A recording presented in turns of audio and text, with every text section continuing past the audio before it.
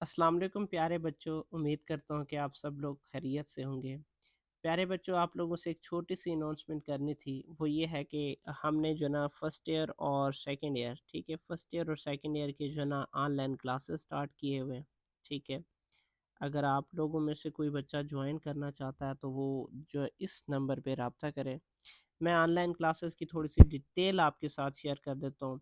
वो ये है कि बच्चों, ये जो ऑनलाइन क्लासेस हैं, इनका सेशन 3 मंथ है। अब इस 3 मंथ सेशन में हमने आपका जो सिलेबस है वो कंप्लीट करना है, ठीक है? और साथ में आप लोगों से जो है ना 2 टेस्ट भी लेने हैं, ठीक है? उनमें से एक होगा बाई वीकली, ठीक है? मतलब 14 डेज़ के बाद जो टेस्ट होगा वो, और उसके बाद सेकंड होगा मंथली टेस्ट। आपके सिलेबस को 3 महीनों के हिसाब से क्या कर दिया जाएगा, डिवाइड कर दिया जाएगा, और फिर उसमें भी 2 वीक्स में आपने जितना पढ़ा उसका टेस्ट होगा, फिर मंथली आपका जितना हो जाएगा उसका टेस्ट हो जाएगा। तो 5 डेज़ बच्चों क्लासेस होंगी, मंडे टू फ्राइडे, और उसके बाद सैटरडे टेस्ट होगा जो कि बाई वीकली वीक में जो आएगा, ठीक है? उसका क्या होगा, टेस्ट होगा।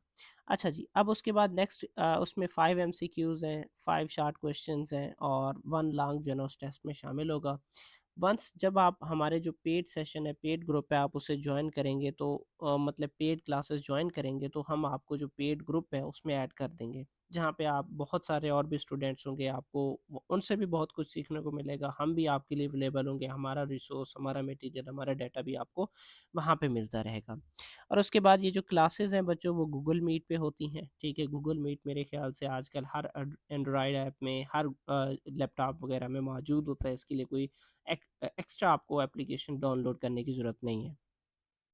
हर जो सब्जेक्ट है इस 3 मंथ के लिए, मतलब हम आपसे जो है ना हर सब्जेक्ट के लिए चार्ज कर रहे हैं 6000। मतलब ये कि आपने 3 महीने तक इसके अलावा कुछ नहीं देना, ठीक है? इसी में आप पढ़ेंगे भी सही, आपके टेस्ट भी होंगे, आपको गाइड भी किया जाएगा, आपके आपके लिए जो ई-मार्किंग फैसिलिटी है वो भी होगी, ठीक है? मतलब आपके जो पेपर हैं वो हम आपको चेक करके विद एरर जो आपका है वो आपको समझा देंगे। ठीक है, एक छोटी-सी वीडियो क्लिप बना के हम आपको शेयर कर देंगे। और उसके बाद सब्जेक्ट कौन से हैं प्यारे बच्चों? बायो है, केमिस्ट्री है, और उसके अलावा क्या है? फिज़िक्स है। तो जो भी बच्चे जॉइन करना चाहते हैं तो वो जल्द अज़ जल्द हमसे कॉन्टैक्ट करें। 1 दिसंबर से जो है ना हम अपना जो सेशन है वो स्टार्ट करने जा रहे हैं। तो ऐसा ना हो कि आप लोग जो है ना लेट हो जाएँ। और एक और फैसिलिटी भी आप लोगों के लिए है कि भई ये जो हमारे लेक्चर्स हैं वो गूगल मीट पे होते हैं, तो वही लेक्चर्स उनकी रिकॉर्डिंग भी आपको मिल जाएगी। क्योंकि अक्सर बच्चे कुछ ऐसे होते हैं जो इमरजेंसी की वजह से, समथिंग इश्यूज़ की वजह से वो हमारी क्लासेस को जॉइन नहीं कर पाते, तो वो भी जो है ना वो जो रिकॉर्डेड लेक्चर है वो देख सकते हैं। Yes, sir. 2, Yes, sir. 3, बाकी सो यस रहे हैं? सर। 4। अच्छा, तो बेटा सेल ऑर्गेनेलीज क्या होती हैं? ये बेटा फॉर एग्जांपल सेल है। अब इस सेल के अंदर जो भी यहाँ पे ऑर्गेनेली मौजूद है, ठीक है, यहाँ पे एटसेट्रा, अब इनको नाम दिया जाता है सेल ऑर्गेनेली। ये होती हैं स्पेशलाइज्ड स्ट्रक्चर होती हैं, और उसके बाद क्या होती हैं, ये मेम्ब्रेनस बॉन्डेड होती हैं, सिवाय किसके, यहाँ पे मैंने अलग से लिखे हुए हैं कि राइबोसोम की बात कर ले, ये नॉन मेम्ब्रेनस बॉन्डेड स्ट्रक्चर है। अब उसके अलावा जो है ना फर्दर आप अ, मतलब राइबोसोम बेटा ये है। अब उसके बाद मेजर ऑर्गेनेलीज की बात कर ले, एंडोप्लाज्मिक रेटिकुलम है, राइबोसोम है, गोल्जी कॉम्प्लेक्स है, लाइसोसोम है, पेरोक्सिसोम है, ग्लाइकोसिसोम है, वैक्यूल्स है, माइटोकॉन्ड्रिया और क्लोरोप्लास्ट, ठीक है। अब यहाँ पे भी देख सकते हैं बेटा, ये कुछ यहाँ पे छोटे छोटे ये ग्रेन्युलर स्ट्रक्चर मौजूद है जिनका नाम क्या है, लाइसोसोम या वैक्यूल्स। अब इनका क्या काम होता है? वेस्ट मटेरियल को ब्रेक डाउन करना। अब उसके अलावा आप बेटा ये आपको स्ट्रक्चर नजर आ रहे हैं जो माइटोकॉन्ड्रिया है, जिनको क्या कहा जाता है? Powerhouse of cell, as they produce ATP.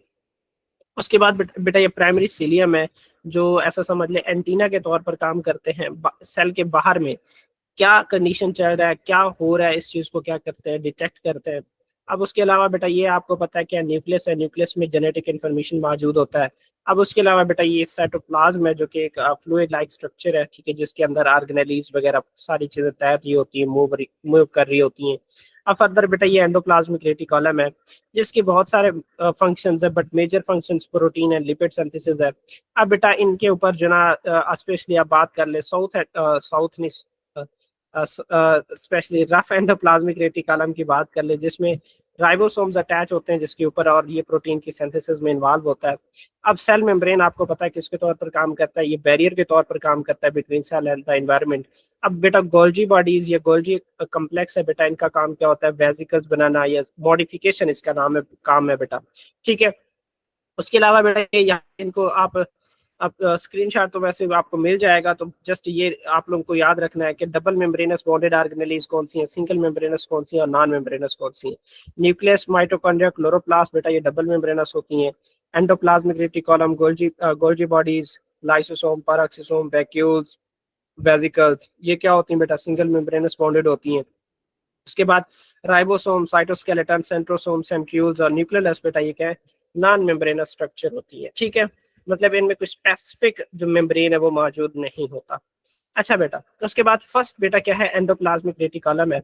अब एंडोप्लाज्मिक रेटिकुलम क्या है कि network of membrane in cytoplasm. Actually होता ये है बेटा, आप यूं कह सकते हैं कि ये क्या है, न्यूक्लियस है।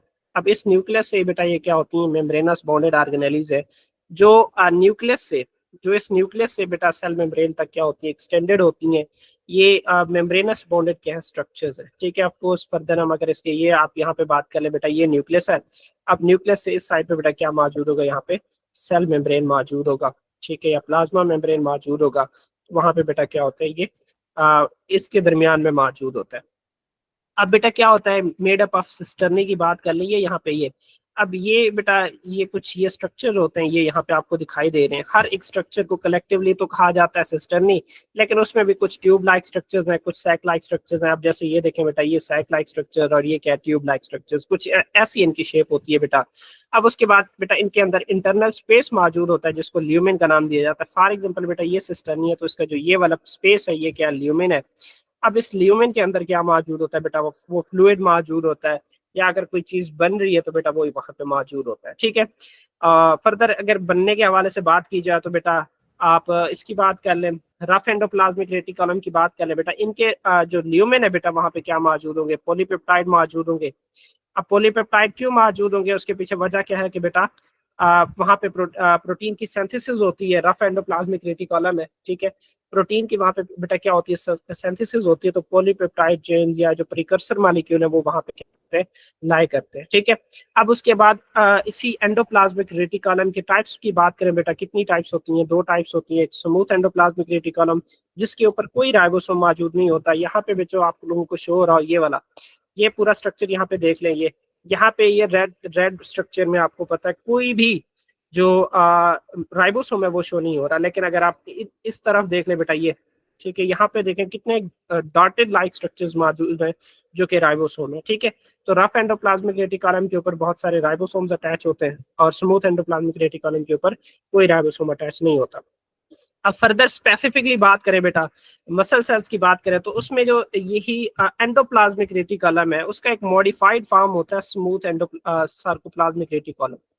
मॉडिफाइड फॉर्म है बेटा एंडोप्लाज्मिक रेटिकुलम का, जिसको नाम दिया जाता है स्मूथ सार्कोप्लाज्मिक रेटिकुलम। अब बेटा अगर इन दोनों के आप कंपैरिजन की बात करें तो जो एंडोप्लाज्मिक है बेटा वो प्रोटीन, ठीक है, लिपिड्स, ठीक है, और इसी तरीके से बेटा कैल्शियम आयंस की स्टोरेज के लिए या उनकी प्रोडक्शन के लिए इन्वॉल्व होते हैं। कैल्शियम आयन को तो स्टोर करेगा, बट प्रोटीन और लिपिड की यहाँ पे सिंथेसिस भी होती है, स्टोरिंग भी होती है। लेकिन जो स्पेशली आप बात कर लें बेटा सार्कोप्लाज्मिक रेटिकुलम की बात कर लें, it is specially made for calcium ions बेटा। कि जो सार्कोप्लाज्मिक रेटिकुलम है ये मसल्स में मौजूद होता है और वहां पे क्या करता है, कैल्शियम की स्टोरेज के तौर पर काम करता है। लेकिन एंडोप्लाज्मिक रेटिकुलम की अगर आप बात करें, ये प्रोटीन की प्रोडक्शन में इन्वॉल्व होता है, लिपिड की प्रोडक्शन में इन्वॉल्व होता है और कैल्शियम आयन को क्या करता है, स्टोर करता है। हाँ बच्चों, महाम कहाँ मौजूद होता है ये सार्कोप्लाज्मिक रेटिकुलम, मुझे तो भूल गया बच्चे। सर ये मसल सेल्स में ज्यादा होता है क्योंकि वहाँ पे कैल्शियम होता है और ये कैल्शियम की प्रोडक्शन और स्टोरेज के लिए होता है। अच्छा बच्चे, मुझे ये बताएं, क्या नाम है, ये बुशरा से क्वेश्चन है बच्चे कि रफ एंडोप्लाज्मिक रेटिकुलम के ल्यूमेन में क्या चीजें मौजूद होंगी।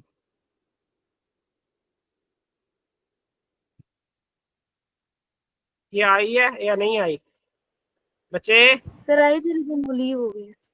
क्या हो गई है, लीव हो गई है। चलें ठीक है, हम मिनहा से पूछ लेते हैं बच्चे, आपको बच्चे कुर्बानी देनी पड़ेगी। बच्चों जितना जल्दी रिस्पॉन्स करोगे हम उतना आगे जल्दी जाएंगे, तो ये आपके रिस्पॉन्स पे डिपेंड करता है। मिनहा के अलावा कौन है? सुमेरा बच्चे, गुड मॉर्निंग।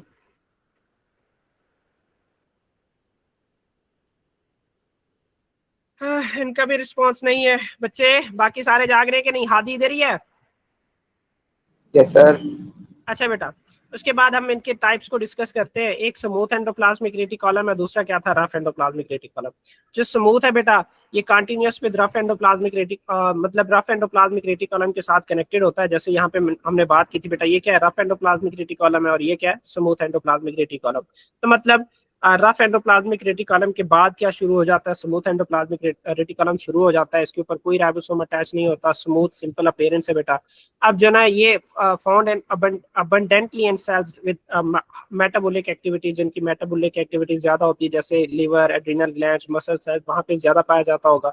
अब उसके बाद इसकी फंक्शन की बेटा अब बात करें, ये लिपिड्स को स्टोर करता है। अब लिपिड्स भी कौन कौन से हैं? आप ऑयल्स, फैट्स, फास्फोलिपिड्स, इसी तरीके से कोलेस्ट्रॉल वगैरह की बात करें बेटा, इनको सिंथेसिस करता है, इनको स्टोर भी करता है।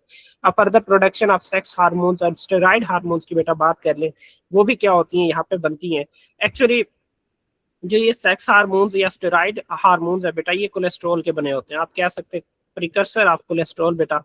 अब ये क्या करते हैं? इन चीजों को प्रोड्यूस करते हैं। और उसके बाद फर्दर बेटा ये detoxification of drugs and poison वगैरह जो कि लिवर में मौजूद होते हैं, वहां पे क्या काम होगा इनका? डिटॉक्सिफिकेशन होगा बेटा। ठीक है, अब ये सारे मेम्ब्रेनस स्ट्रक्चर जो ना आपको शो हो रही है, ठीक है, जो क्या है बेटा? स्मूथ एंडोप्लाज्मिक रेटिकुलम है। फर्दर जो ना रफ एंडोप्लाज्मिक रेटिकुलम है बेटा, रफ एंडोप्लाज्मिक रेटिकुलम के साथ क्या होगा बेटा? राइबोसोम अटैच होंगे। और राइबोसोम किस साइट पे अटैच होंगे? ये चीज याद रखना है, साइटोप्लाज्मिक साइट। मतलब बेटा इसके ये जो एक स्ट्रक्चर है बेटा, यहाँ पे देख लें कि इसके अंदर वाली साइड पे नहीं है, इसके बाहर वाली साइड पे अटैच है। और बाहर वाली साइड पे आपको पता है क्या मौजूद है? साइटोप्लाज्म मौजूद है। तो ये जो राइबोसोम है वो साइटोप्लाज्मिक पे अटैच होते हैं, जो कि रफ अपीयरेंस होती है बेटा। Seen clearly under electron microscope. अगर इलेक्ट्रॉन माइक्रोस्कोप के नीचे देखें तो अच्छे से नजर आ जाएगा। अब फर्दर बेटा ये क्या करती हैं? सेक्रेटरी प्रोटीन प्रोड्यूस करती हैं, जो कि वेसिकल्स की फॉर्म में रिलीज की जाती हैं। अब ये वेसिकल्स फिर गल्जी अपरेटस के पास बेटा जाते हैं एंड फॉर्म्स ट्रांसपोर्ट वेसिकल्स, मतलब ऐसे वेसिकल्स बनाते हैं जो प्रोटीन को या दूसरे फ्लूइड वगैरह को यहाँ से क्या करते हैं? ट्रांसपोर्ट करते हैं। Carry proteins to the other organelles. Further function as a membrane factory. Membrane क्योंकि बेटा ये वेसिकल्स वगैरह बनाता है, तो इस वजह से इसको मेम्ब्रेन फैक्ट्री कहा जाता है। Add protein and phospholipid to its own membrane बेटा, जो इसकी अपनी मेम्ब्रेन होती है उसमें भी ये क्या करता है? प्रोटीन ऐड करता है, फास्फोलिपिड ऐड करता है बेटा। उसके बाद further expand vesicles to the other part of endomembrane system. Endomembrane system का मतलब वो ऑर्गेनेली जिनमें क्या मौजूद होगा? मेम्ब्रेन होगा। अब उन ऑर्गेनेलीज को भी क्या करता है बेटा? ये वेसिकल्स वगैरह ट्रांसपोर्ट करता है। अब इसकी सिंपल एग्जांपल मैं अगर आपको दूं बेटा, ये बेटा एंडोप्लाज्मिक रेटिकुलम है, ये रफ एंडोप्लाज्मिक रेटिकुलम है। अब यहाँ से ये वेसिकल बना, ये वेसिकल कहाँ जाएगा बेटा? गोल्जी ऑपरेटस में जाएगा बेटा। अब गोल्जी ऑपरेटस में क्या होगा बेटा? वहां पे अपना फंक्शन परफॉर्म करेगा। हाँ बच्चों जाग जाओ, यहाँ तक ओके है? Yes sir. सारे सारे ऐसे तो नहीं, ऐसे तो नहीं। दो ने बोला है, महा मिन्हा। Yes sir. उसके बाद मिन्हा, मिन्हा ने बोला, आवाज नहीं क्लियर आ रही। अच्छा बेटा देखें बाकी ओके, आगे चलूं मैं? आगे चलो। Yes sir. यस अच्छा सर। बेटा शुक्र है आवाज आई है। उसके बाद बेटा राइबोसोम है। राइबोसोम्स आपको पता है नॉन मेम्ब्रेन ऑर्गेनेलीज होती है, made up of ribosomal RNA and protein के बेटा बने होते हैं। अब इनका फंक्शन क्या होता है? प्रोटीन की सिंथेसिस। एक चीज याद रखिएगा बच्चों, मैंने ऐसे समझ लिया क्वेश्चन ऐसे दिया है, प्रॉपर अरेंजमेंट के साथ दिया, आप इनको शॉर्ट में भी तैयार कर सकते हैं और हो सकता है लॉन्ग आ जाए तो भी वो कहते हैं डबल छक्का कह ले आप। फर्दर बेटा first absorb under electron microscope. बेटा इलेक्ट्रॉन माइक्रोस्कोप के अंदर जो है इसको देखा गया एज अ ग्रेन्यूल की फॉर्म में, डेंस ग्रेन्यूल की फॉर्म में। अब डिस्ट्रीब्यूशन एंड टाइप की बात कर ले बेटा, ये यूकरियाट्स एंड प्रोकरियाट्स, मतलब बैक्टीरिया में भी बेटा ये मौजूद होते हैं। यूकरियाटिक में बेटा इसका जो मतलब साइज होता है वो 87 वर्ग होता है। अब ये बेटा यहाँ से एक आप कह लें ये ट्यूब है जिसमें जो है वॉल्यूमेट्रिक ट्यूब है। अब इसमें बेटा क्या होता है कि जब सेंट्रीफ्यूज मशीन में इसको टर्न किया जाता है ना, सेंट्रीफ्यूज मशीन में, तो अब ये क्या होता है कि जो स्मॉलर यूनिट है बेटा वो इसके 40 मतलब यूनिट तक आता है, इसके स्पेसिफिक मतलब मयरिंग होती है बेटा। तो स्मॉलर यूनिट उसके 40 लेयर्स को टच करता है, और अगर आप लार्जर की बात करें तो बेटा वो यहाँ से 60 को टच करेगा, और अगर इन दोनों को मिला दें तो बेटा वो कहाँ पे टोटल 80 जो ना सेविट वर्ग यूनिट पे ठहर जाएगा।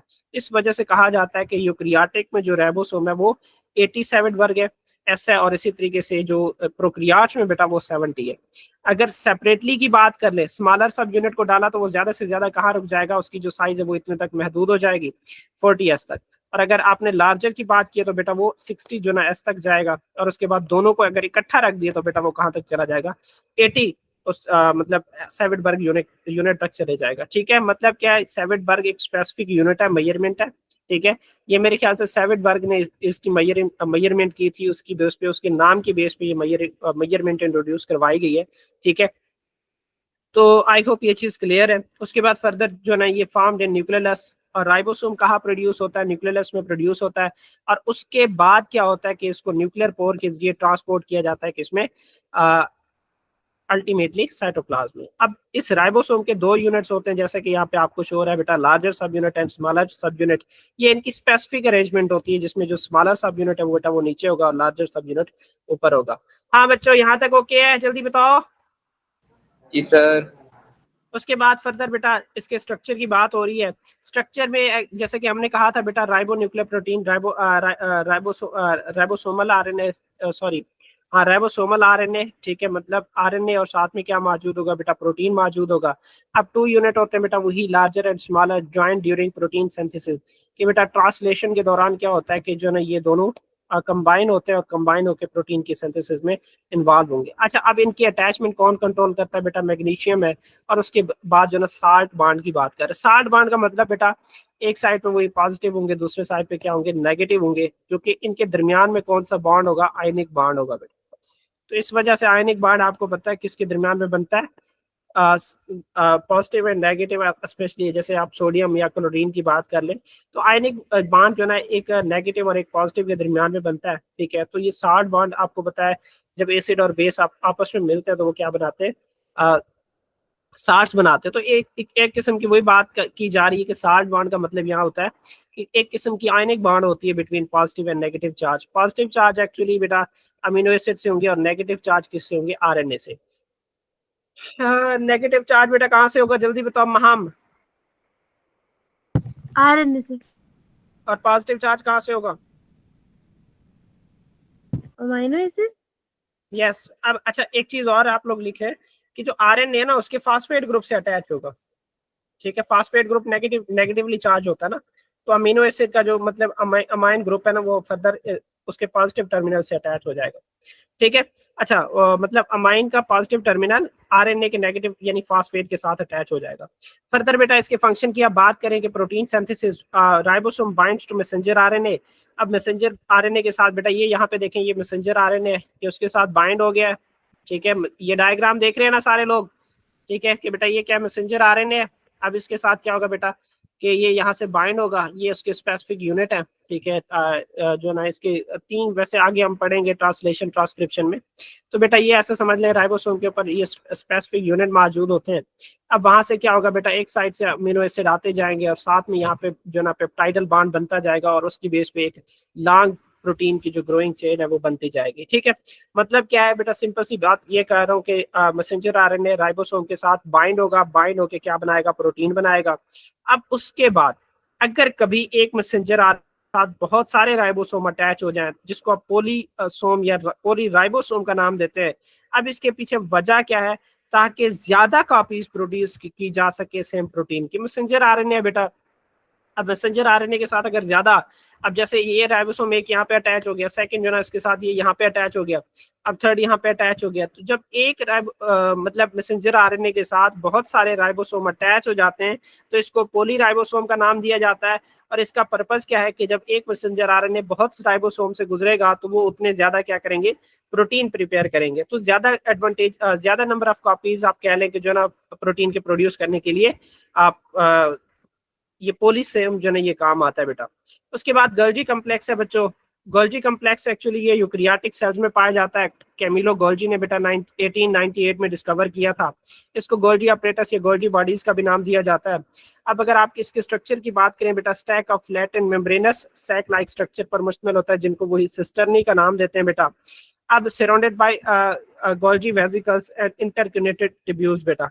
अब एक तो बेटा यही जो गोल्जी वेसिकल्स हैं इनके साथ ये मौजूद होते हैं, या तो ये ट्यूब्यूल्स वगैरह वेसिकल्स मौजूद होंगे, और दूसरे मतलब ठीक है इंटरकनेक्टेड इनके साथ ट्यूब्यूल्स मौजूद होते हैं। फर्दर अब आप अगर इस साइड पे बात करें बेटा, यहाँ पे क्या मौजूद है, एंडोप्लाज्मिक रेटिकुलम मौजूद है इसके ऊपर वाली साइड पे।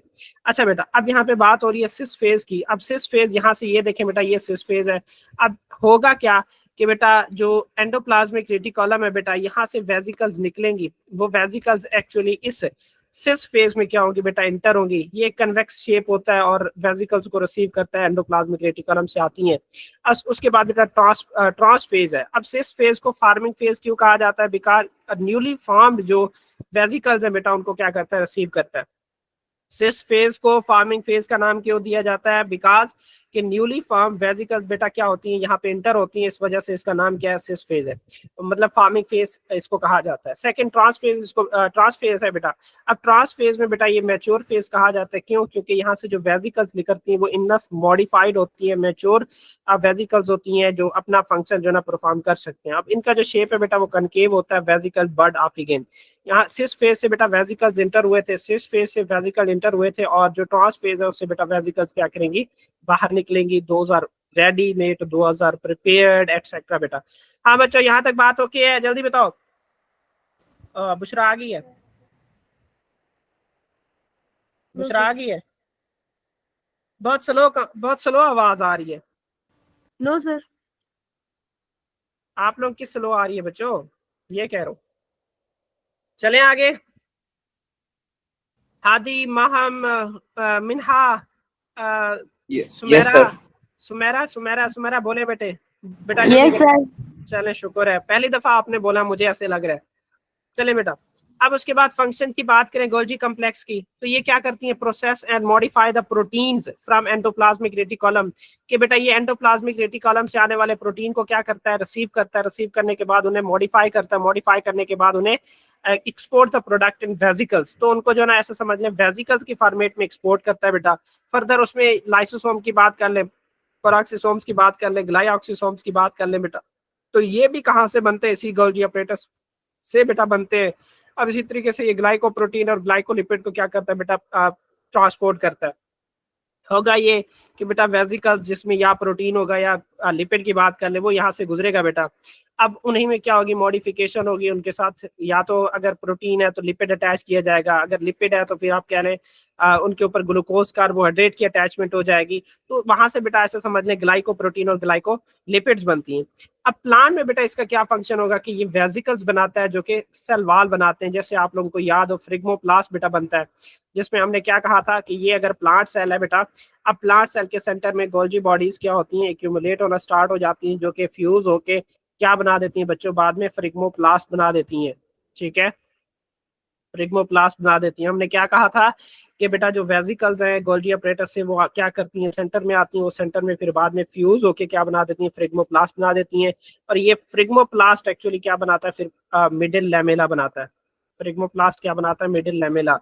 माहम क्या बोला है बच्चे मैंने? सर आपने बोला है कि जो गोल्जी आके जब एक्यूमुलेट होते हैं तो फ्रेगमोप्लास्ट बनाते हैं, जो बाद में मिडिल लेमेला बना देते हैं। मतलब वही फ्रिग्मोप्लास्ट फिर क्या होता है, उसमें स्ट्रक्चरल चेंजेस आती है और वो मिडिल लैमेला में कन्वर्ट हो जाता है, और साथ में प्राइमरी वाल भी बनता है जो हर सेल की नींव होती है। फर्दर बेटा वेसिकल है, ठीक है, बस एंड हो गया, समझ ले बेटा। वेसिकल्स क्या होती हैं कि लैटिन वर्ड वेसिक्यूला से निकला है, जिसका मतलब होता है स्मॉल ब्लेडर। ब्लेडर का मतलब वही जो यूरिनरी ब्लेडर से टर्म निकला है, सैक लाइक स्ट्रक्चर बेटा। स्मॉल मेम्ब्रेनस बॉन्डेड सेक्स इन सेल, ठीक है, सेल के अंदर मेम्ब्रेनस बॉन्डेड ऑर्गेनेल्स मौजूद होती हैं, जो कि ये इनका फंक्शन डिफरेंट होता है बेटा। लेकिन आप इनकी बात कर लें कि ये लिपिड बाइलेयर की बनी हुई है, उसमें हाइड्रोफिलिक हेड होगा और हाइड्रोफोबिक क्या होगा, टेल होगा बेटा। अब ये गोल्जी अपरेटस में बनती है, एंडोप्लाज्मिक रेटिकुलम में बनती है, और कहाँ बनती है, सेल मेम्ब्रेन में बनती है। ठीक है बेटा। अच्छा, अब यहाँ पे सेल मेम्ब्रेन में एंडोसाइटोसिस की बात हो रही है बेटा। फॉर एग्जांपल ये वेसिकल बना दिए मैंने बेटा। अब ये वेसिकल क्या होगा, यहाँ सेल के अंदर आने की कोशिश करेगा, तो यहाँ से ये वेसिकल आया और ये फर्दर क्या हो जाएगा बेटा, ये जो ये मेम्ब्रेन जिसने इसको पिंच किया बेटा, ये जो फिर क्या होगा कि ये मेम्ब्रेन इसको सराउंड करेगा, और ये जो सेल मेम्ब्रेन है बेटा, ये फिर वहां से दोबारा एक न्यू बन जाएगी। तो एंडोसाइटोसिस के जरिए जो वेसिकल्स बनती हैं वो बेटा, ठीक है, या फिर किसके जरिए, एंडोप्लाज्मिक रेटिकुलम के जरिए बनती है। जैसे कि हमने कहा था प्रोटीन वेजिकल में आता है, लिपिड्स वेजिकल में लेके आते हैं ये। और गोल्जी कॉम्प्लेक्स में हमने बात की थी कि वो मॉडिफाइड वेजिकल्स होती हैं, प्रोटीन के हो सकते हैं, लिपिड के हो सकते हैं, या फिर किसके हो सकते हैं, लाइसोसोम वगैरह के भी हो सकते हैं। अब वेजिकल्स के बेटा टाइप की बात करें तो वो secretary vesicles, transport vesicles, synaptic vesicles and lysosome. ये बेटा ट्रांसपोर्ट वेजिकल्स तो आपको समझ आ रहे हैं कि गोल्जी बॉडी से क्या हुआ कि प्रोटीन बना है, तो उसको ट्रांसपोर्ट करने के लिए वेजिकल में कन्वर्ट किया गया, तो उसको ट्रांसपोर्ट वेजिकल का नाम देंगे। अब बहुत सारे बेटा वेस्ट मटेरियल जो फॉर एग्जांपल हमारे सेल में प्रोड्यूस हुआ है बेटा, गोल्जी बॉडीज क्या करता है, उसको वेजिकल में स्टोर करके क्या करता है, सेल से बाहर भेज देता है, तो ऐसे वेजिकल्स को सेक्रेटरी वेजिकल का नाम दिया जाएगा। फर्दर बेटा सिनेप्टिक वेजिकल्स, आपको पता है सिनेप्टिक वेजिकल्स में क्या मौजूद होती हैं, न्यूरोट्रांसमीटर बेटा मौजूद होती हैं, और न्यूरोट्रांसमीटर को क्या किया जाएगा, सेल के आप सिनेप्टिक गैप में बेटा, ये जो सिनेप्टिक क्लेफ्ट है बेटा, इसमें क्या किया जाएगा, रिलीज किया जाएगा। ठीक है, उसके बाद फर्दर जो ना फंक्शन वही है, transport molecules within cell, between cells, vesicular budding होती है, movement of protein and lipids. मतलब वेजिकुलर बडिंग के हवाले से आप कह लें बेटा कि जो एंडोप्लाज्मिक सॉरी गोल्जी अपरेटस है बेटा, वहां से वो वेजिकल्स जो ना वो बड ऑफ होते हैं, और उनमें क्या होता है, वो प्रोटीन को एक्चुअली क्या करते हैं, एक जगह से दूसरी जगह ले जाते हैं, लिपिड्स को क्या करते हैं, एक जगह से दूसरी जगह लेके जाते हैं।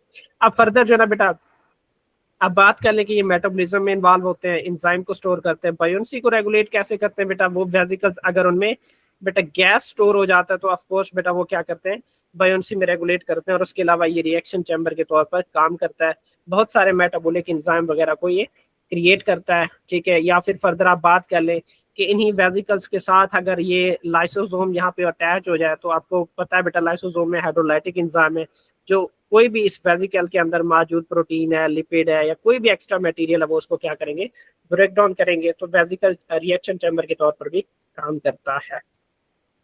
हाँ बच्चों, जाग रहे हो? Yes sir. कौन कौन जाग रहे हैं मुझे ये बताएं, कौन कौन जाग रहे हैं,